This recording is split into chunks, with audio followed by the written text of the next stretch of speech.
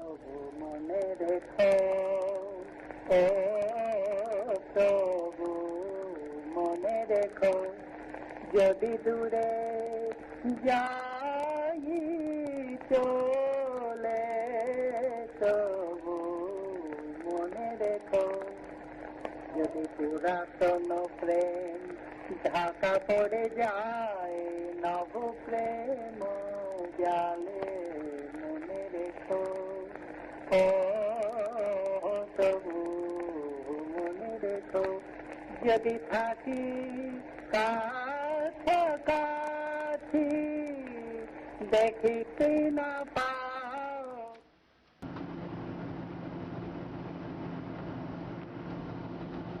Calcutta, the city which signified the birth and decline of British rule in India.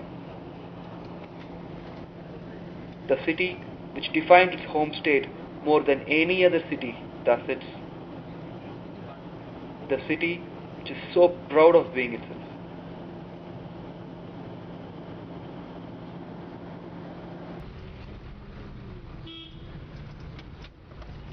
Calcutta is an intriguing city.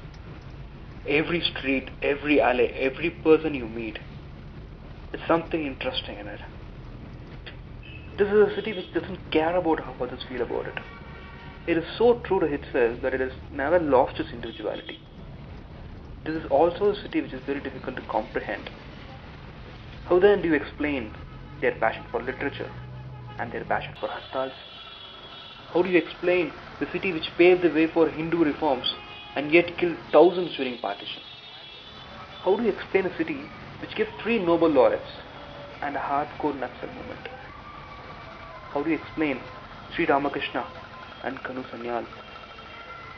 I always felt that there is something unsaid or unexplained about this place.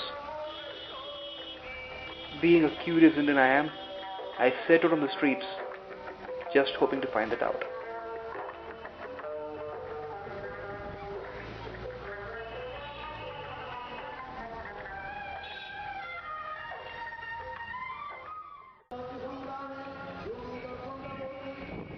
Durga Puja. I chose this occasion because I believe there is a strong relationship between a society's characteristics and its religious rituals. I somehow feel there is a connection. Being such an important festival to the Bengal people, I wanted to know what exactly is the festival. I went into the first Durga Puja panel of my life and was in for a pleasant surprise.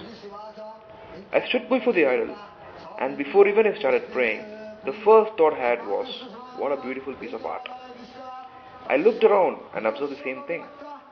People spend time looking at the idol before they start praying.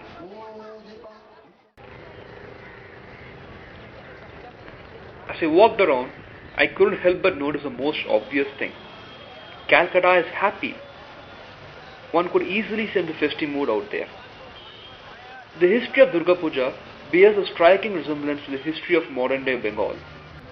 This was a festival which was once celebrated only by kings and aristocrats. As time flew by, as in present-day Bengal, it is now celebrated by organized community effort. From capitalism to communism.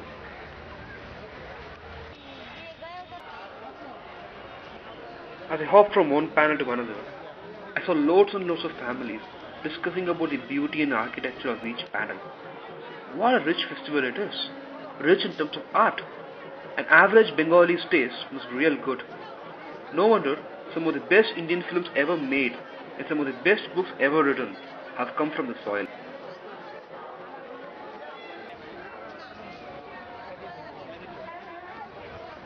My next stop was at Deshapriya Park. The atmosphere there was nothing less than overwhelming for me.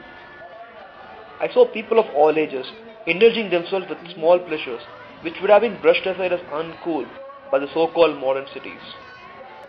I was left wondering, isn't life all about these pleasures? When was the last time I indulged myself with 3 cups of ice cream and a merry-go-round? Slowly, I started understanding that this festival is not exactly a religious one. It is a celebration of life. Or is it just that?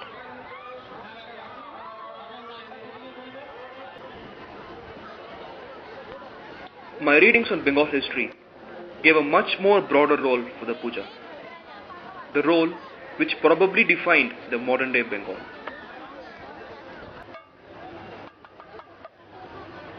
1905.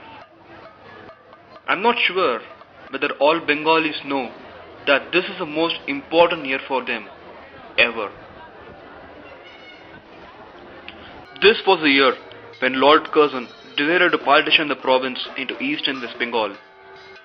The kind of protest which spilled across the streets completely shocked the British. The Bengal Bhadralok, or the upper caste Bengali gentlemen, who till then were the first one to learn English and to dominate the Indian civil service, were completely angry at the way the British treated their Bengal nationality. Leaders like Aurobindo Ghosh and Bipin Chandra Pal stimulated the society to take on the British. And the method they adopted was spiritual patriotism. They likened the nation to the mother goddess and proclaimed nationalism as a new religion. There was a revolution all over.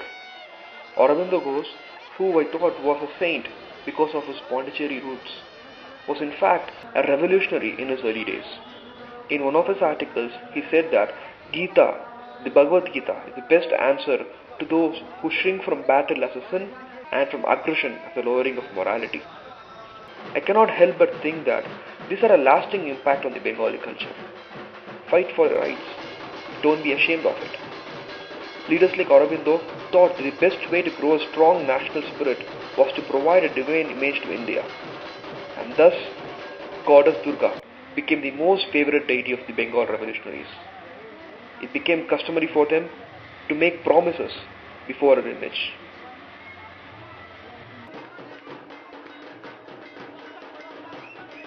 Bipin Chandra Pal, in his article in New India magazine, said that the symbol of Kali or Durga can be utilized to arouse the dormant energies of the nation. He was the one who suggested organizing public Durga Pujas so as to instill courage and thirst of freedom for the Bengal people. The Durga Puja, which started as a festival to celebrate the arrival of Goddess Durga, thus graduated to an occasion to instill nationalism and courage in the minds of the people.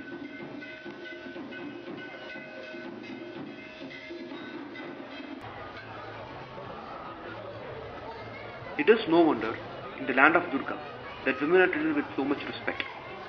On Dashami, I saw women who looked like goddesses. Really, you cannot say they were beautiful. They were much more than that. They wielded that kind of respect which I rarely find from a woman these days. In Bangalore, where I currently live, women are either sexy or cute. Very rarely you find women who demand that respect from you. I was also pleasantly surprised when almost all Calcuttan girls gave that look back to me when I was watching. I mean, they look back straight into your eye. In my hometown Madras, when you look at a girl, she would not probably notice you. It is not that she doesn't know that you're looking at her. She knows that. But she has a sense of superiority or fear. I don't know what. She doesn't look back. But here, she gives that look straight back to you. I think that is the utmost respect a man can get.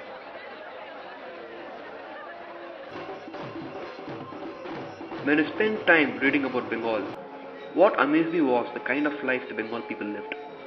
They were not just political activists. They were writers, poets, artists, painters.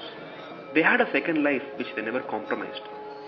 As I understand, they loved expressing themselves in some form or the other. One of the authors whose book I was reading was a communist leader.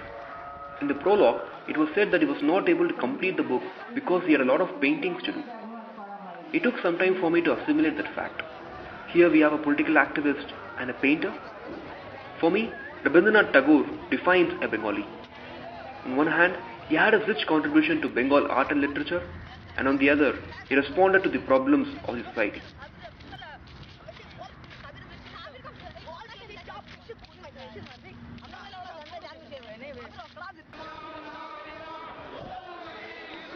I am also amazed with the sheer persona produced by Bengal, both spiritual and political, and in most cases they are intertwined. Calcutta has been the breeding ground for the most saintly and the angriest youth. I cannot help but think that the coolest thing one could have been during pre-independence era is the Bengali Bhadralok. What an interesting life he had. If he had been born at that time, I'm not sure whether I'd have been a saint or a revolutionary, but definitely one of them. It is no coincidence that Vande Mataram and Janagana Mana, two of the most important poems of India, are both Bengali.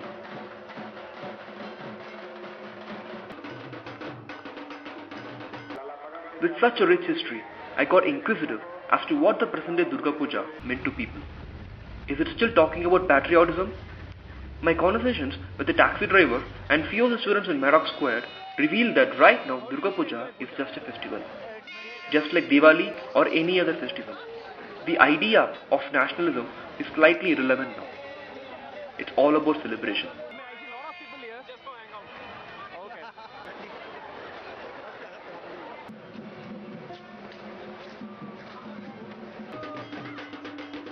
I understood that the extremes which Calcutta is so famous for is nothing but goddess Durga herself. She is an embodiment of love and also a volcano of anger. I strongly believe there is a bit of Durga in every Calcuttan soul.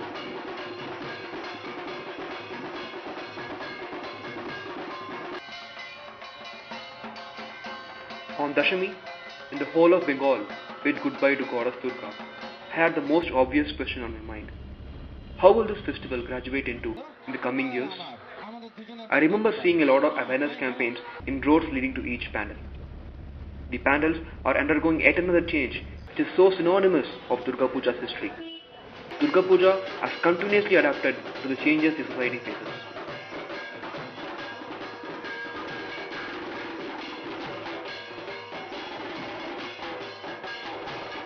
Just like in the 1900s, when goddess Durga instilled the spirit of nationalism in our minds, will she now stimulate our people to handle the present problems of our society? I would want her to.